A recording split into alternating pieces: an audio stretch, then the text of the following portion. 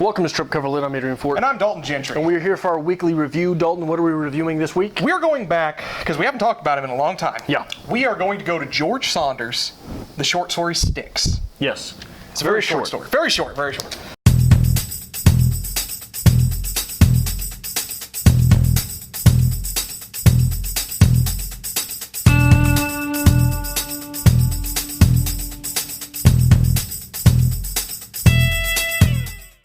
This is flash fiction. Yes, it is a page and a half long. Probably 300 words. It's ridiculously short. But that's a good thing. Yeah. There's a lot going on here, and there's a lot to talk about. So 3 good things, 3 bad things. What you got?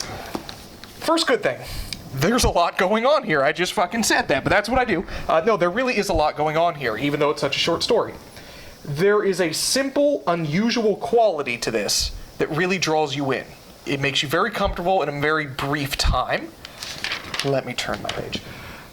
And everybody can relate to this. There's something about this that makes this very relatable. Very familial. Yes. So I think disturbingly that's part of so. Yours?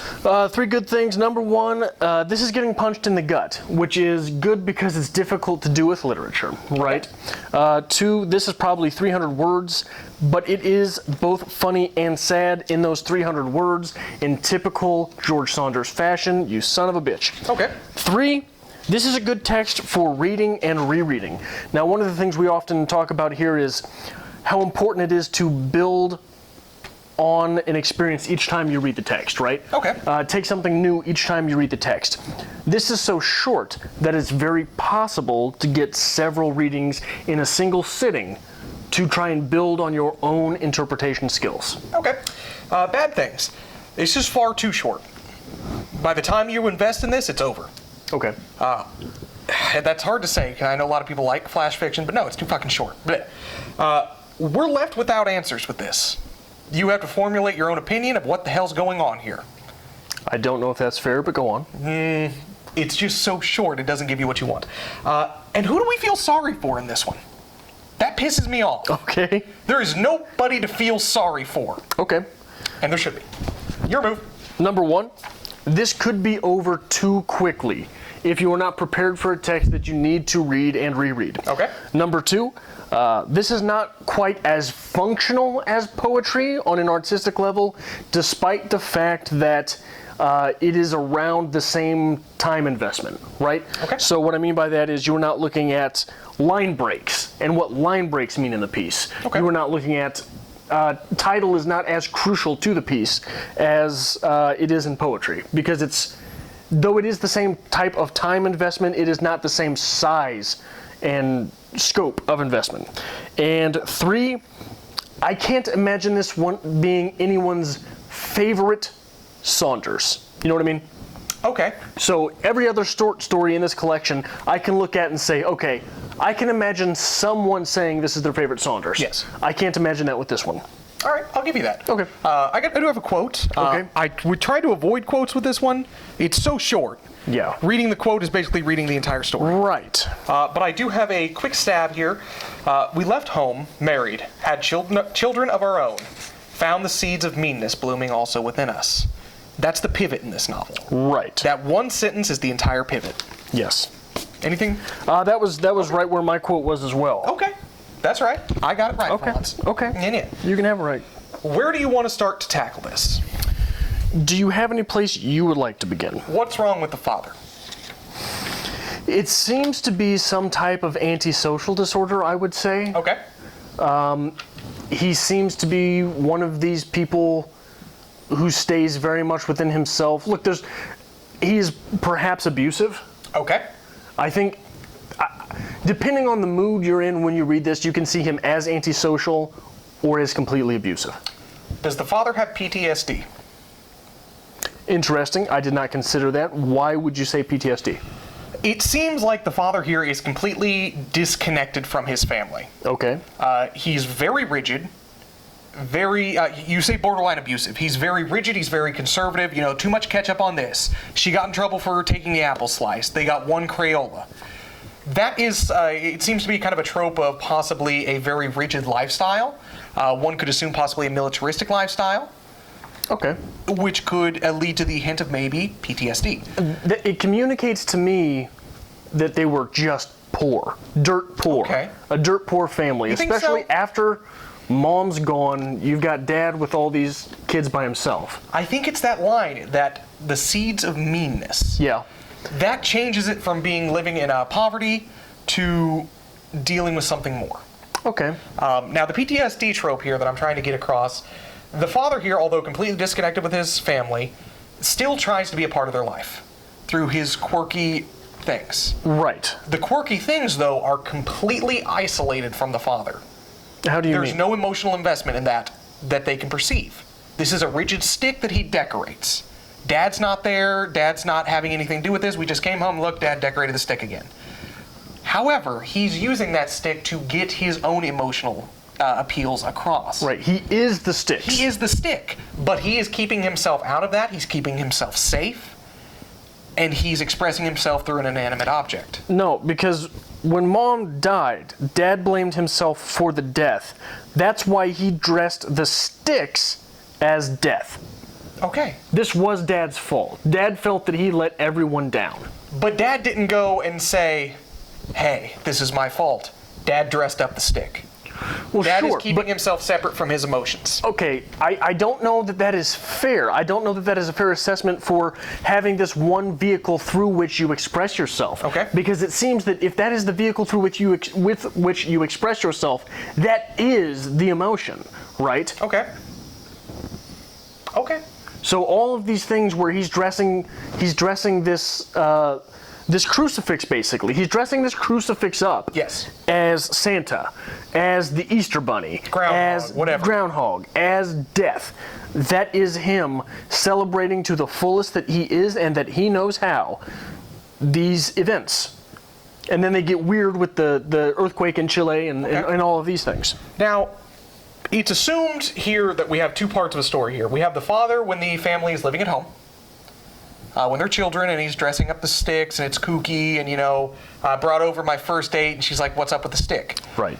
Then it seems that we have the father when he is isolated and alone. And that's when things get weird. That's when mom died, and dad got a little dark. That's when there was the earthquake in Chile. It seems like there is a change here in the narrator. Right. Maybe they've grown older at this point, and they've moved away, and dad's alone. But he's still doing the stick thing, but it's not fun anymore. It's not just, Christmas and whatnot. It's everything. He's losing it. It is everything, though. Yes. It is his everything. It is. So there's, like I said, there is so much going on with this piece. But it's really hard to pinpoint it in such a short amount of time. Thoughts? Anything you want to bring up with this? So we've got these seeds of meanness blooming within us. Okay. This suggests very much that these events were seen not just as dad didn't want us to have that much ketchup, not just as we were too poor to have that much ketchup, but this was something particular to punish, right? Okay. So if these seeds of meanness are blooming within us, that means that we are taking this away, that we are also developing this meanness, correct? Okay. So what type of children has dad raised? Do you think dad's children have these sticks of their own? No. But they have the meanness of their own. Do they have the physical, tangible sticks? No. Do they have the emotional damage that father has? Yes. Yes. And has that been, enveloped in them through him? Are they picking up his lesser and worser traits? Absolutely. Right, that's what I was getting at. Yes. Is the sticks are represented as a crucifix, but the kids don't take that part. The kids don't take the self-sacrificing part with them. They're only taking the seeds of meanness that are blooming within them. All right. So they're not taking what the dad is attempting to get. They're not taking his good. No. Dad is trying to do good with this, They are not and they're taking- only getting the bad. They are not taking his effort. Okay. They are simply taking the badness. Okay. I like that. That works for me. That works for you? You like that? You don't get everyone like that, but I'll give you this one. Here's something to consider as well. Why is this familiar and why is this relatable? This is something that is in every family. Right, this is not just familiar, but familial. Yes. Right? This is Uncle Steve dressing up as Santa. Right. Every year. This is that tradition of family. Yeah, it's kooky and it's weird and it's cute when we're kids, but when we're older, it's like, Right. This is familiar. This is comfortable to us. This is reading about your own family. I think that's an important part, and it's amazing to accomplish it in a page. Yes. You read this page and you're automatically invested in it because it's you. You're looking at yourself in the pages. Yes. Now, dealing with somebody with some kind of maybe psychological, emotional problem, is this relatable as well? Absolutely. Yeah. This is the downfall, I guess that's what I'm looking for here. This is, what was a kooky fun thing. It's the obsession. Okay. Because the kids are gone now. Yes. This is my grandmother calling me when I'm 23, 24 years old. Hey, can you come by and fix the remote? You can't get the TV to work. I need the remote to work. It's not that. The remote is fine. The TV's fine. This is come see me. Yeah. This is I'm longing to make a connection with you. Right. Am I making sense or rambling? No, you're making sense, because I think that in a piece like this, it is so easy and so simple and so quick to look at it and say, Dad's a crazy and a weirdo. Dad's weird. But is Dad typical? Is Dad a typical man? Absolutely. He is unable to Absolutely. To express these emotions through saying, "Hey, bud, I love you. Yeah. Merry Christmas." He's got to make this rigmarole out of it. He's got to make it an event, and in doing so, he loses the actual connection. Yes. So I think that it's possible to see this as he's abusive. It's possible to see this as he's sort of crazy. He's got an antisocial maybe disorder. Not that that's crazy, but there might be something going on in that realm. Yes. And it's possible to see that this is just a typical guy, and he's just a little weird. Okay. So the fact that you've got all three of those things going on in 300 words. It's impressive. Plus you've got the fact, whose point of view is this from? You assume the child's. Yeah, it's from one of the kids' point of view. But is it the son? Is it the daughter? How old are they? You don't know anything about them. So who's right? How weird is he? How reliable is the narrator? Dare you say there's no one to feel sorry for in this? No one to feel sorry for.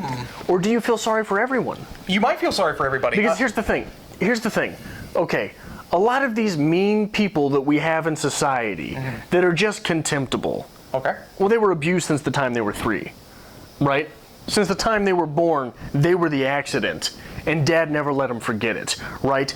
So if we look at it that way, that we've got this, in that interpretation, this third generation being raised as a problem, as something to be dealt with, then you feel sorry for everyone involved because none of them really had a chance. Now, I think that at a certain point, in a situation like that, you've got to eventually realize whether or not you are guilty for living, right? It is still your life to live. Okay. And that's the onus there is on the individual. But it is difficult to get to that point. Okay. Maybe who do we feel sorry with, or feel sorry for is the wrong phrase that I'm looking for here. When you read a short story, you are invested in a character or a certain amount of characters, doesn't matter which. But the protagonist in this is hard to identify. Yeah, you've got no investment in that protagonist. Exactly. The narrator's obvious. But do we feel sorry for the narrator because his dad's crazy? Or do we feel sorry for the dad because dad is crazy? Right. But there seems to be no emotional attachment either way with this. The seeds of meanness. Let me get you the last sentence here. And then he died in the hall with the radio on, and we sold the house to a young couple who yanked out the pole and left it by the road on garbage day. Yeah. Even the narrator in this has no emotional attachment like the father. Right. There is nothing here. It's just an inanimate object. Yank it out of the yard. And Dad's dead. And Dad was thrown away at the end. Yep. Dad was picked up thrown on away, garbage and day. Dad was taken on garbage day. Exactly. Yeah. So it's a very interesting piece, and from a writer's perspective, to be able to achieve and accomplish all of this in 300 words is incredible. It's insane. And here's the thing, a lot of, open it up, could you get back there, page 29, I believe it is. Read the first line of the story, and I think that there is something important to be communicated here. Every year, Thanksgiving night, we flocked out to Hind Dad as he dragged the Santa suit to the road and draped it over a kind of crucifix he'd built out of a metal pole in the yard. Right. That is how this begins. What is crucial to understand here is that a lot of flash fiction starts with a slap in the face. Okay. This does not. No. You still get the same level of investment that you're getting with many short stories in 300 words that doesn't start with some sort of, look at me, I'm cool and trendy kick in the gut, right? It doesn't start with this big, bold, grandiose statement. It starts with every year on Thanksgiving, blah. Okay. Now, I think this is interesting here, and I didn't actually notice this until I reread it out loud with you. This is what I do. This is what you do. Yeah. You inspire me. Every night, Thanksgiving night, we flocked out behind Dad. We sold the house to a young couple, yanked out the pole, and left it by the road on garbage day. There is a difference in age. Massive difference in age. Yeah. This is the children following Dad out. This is exciting. This is fun. This is new. This is something kooky Dad does, and it's a game, and it's enjoyable. And at the end, there is no investment whatsoever. We're not flocking out to be to Dad's funeral. Dad's dead, throw him in the garbage. But Dad's also planted in the ground. Yes. There is a huge transition here. But Dad's body's probably planted in the ground. Absolutely. Much in the same way that this used to be planted in the ground in the front yard. We're pulling out the stick so we can put Dad in place of the stick. Right. Huge transition there with so few words. Yeah. Absolutely incredible by Saunders. What else would you like to say about this? Anything specifically? Now, I know you said this probably isn't going to be someone's favorite Saunders. Right. Why is that? Because while and whereas this does do everything that your typical Saunders story does, it is funny, it is charming, it is sad, it's a gut punch, there's morbidity to it, right? It does everything that your typical Saunders does, but it's over so fast that you do not necessarily have the depth of investment that you get in a 30-page short story. Here's the thing, a lot of Saunders short stories are long for short stories, right? Okay. You've noticed that in this collection, right? Yes. Many of them are a bit longer. Yes. I think Escape from Spiderhead's 30 pages. I think It's all or nothing. Simplica Girl Diaries is 40 pages, something like that. So it's interesting to see him do this in a shorter time period, on a smaller scale. But at the same time, you read this, it has the same effect on you as Escape from Spiderhead, plus Escape from Spiderhead has a bit of a fantastical element to it. I don't think you're going to take this away. You read this and it has the same sort of sadness for family that you get in a short story like Home, but Home has so much more of it in there. Okay. So I don't think that you're going to pick this over Home. I don't think anyone would pick this as their favorite Saunders.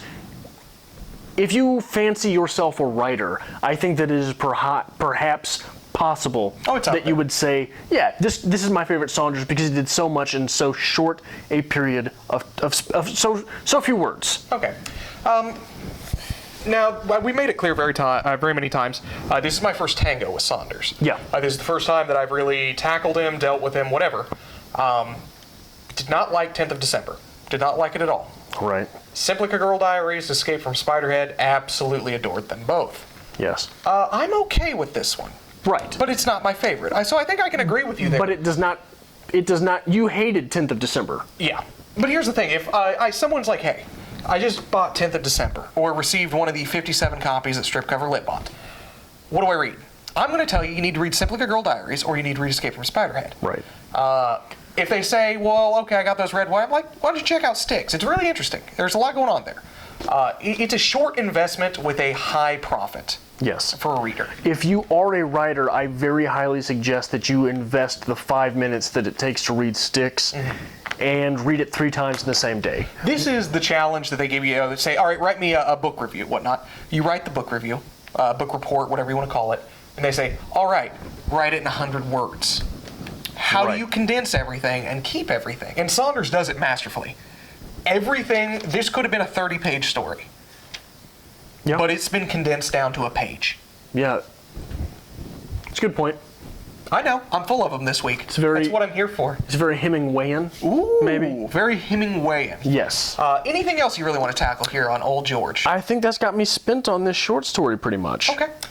It's a short story, so it's really hard to sit and talk about it. Even though there is a lot going on here, it's damn near impossible to sit here and pull quotes and talk about them because you're going to read the entire piece, which Yeah. we can't do. So I would suggest if you do get the chance to sit down and read Styx, it's going to invest about 5 minutes of your time. Right. 10 if you read it slowly. So that's impressive. You don't get that with anything else. So what would you rate this short story? I don't know. Let me pull up my notes. What would you rate this short I would story? give this 90 typical men out of 100. I'm going to lowball it. Not quite raining men, but it's impossible for me to let Saunders fall below the A range, right? 90 to 100. Okay. Because he has so many balls in the air as he's doing his show, right? You've really got it buried in there. Why did you close that? Don't know. You're, Oh god, it's in here somewhere. Anyway, okay, so you got I would rate George Saunders 86. 86? 86 crucifixes. Okay. 86 crucifix. Crucify. 86 Crucify. It's good. It really is good. It's an enjoyable read. There's a lot you can take from it from a reader's standpoint and a writer's standpoint. It's not going to change your life. Right. What would you recommend after reading this? Not really a short story, but kind of a short novella almost. I Am Legend, Richard Matheson. Really? Yes. The reason I selected I Am Legend by Richard Matheson, it's something I really want to do for this channel, so I like to plug it in here, so maybe it's just in the back of the old Adrian brain here. There is a turn. There is a pivot in I Am Legend that completely changes the story. And it's not that subtle turn, it's very Styx-esque. It's that one thing that just flips the entire story. And it's beautiful. Okay. Once you figure it out. Okay. So, yeah, that's why. That's how that goes? That's how that goes. I would recommend Knock Knock by Chuck Palahniuk. Ooh. Because I think that these two stories are very comparable. Did we review Knock Knock? We did just review not Knock long Knock. ago? In fact, we've reviewed this before, but we're idiots. And we fucked up the camera. Who fucked up the camera? I don't remember who fucked this one up. You fucked up We the camera. filmed this like 4 weeks ago, and we had like 15 minutes, and then it cut. No. Here's what happened. We filmed several videos, and I said, hey, Dalton, should we upload to make sure that nothing cuts off? What? No, we don't have to do, no, we don't need to do that. Don't be so worrisome, Adrian. Okay? So he comes over here, we film the video. We didn't know, did we know that? Did we know immediately? Or was it later that you texted me and said, hey? We knew later. When I went to edit it, I'm like, that's only like 15 minutes long. We usually ramble for much longer. Yeah. And it cut halfway through. Yeah. I'm half tempted to just cut right here so people are just left hanging so they get the effect. But no, we read this one quite a while ago. We reviewed this a while ago, and we screwed it up, so we had to do it again. That's kind of what we do. Well, this goes to prove that Adrian's always right. Let's not get into that. You have to always listen to your Adrian, because you never know when you're just going to mess something up because you're Dalton Gentry. If you like this video, make sure you hit the like button down below. Leave us a comment, let us know what you think, and please berate Adrian for that. Adrian's always right. Make sure you follow us on Twitter @StripCover and on Facebook @StripCoverLit.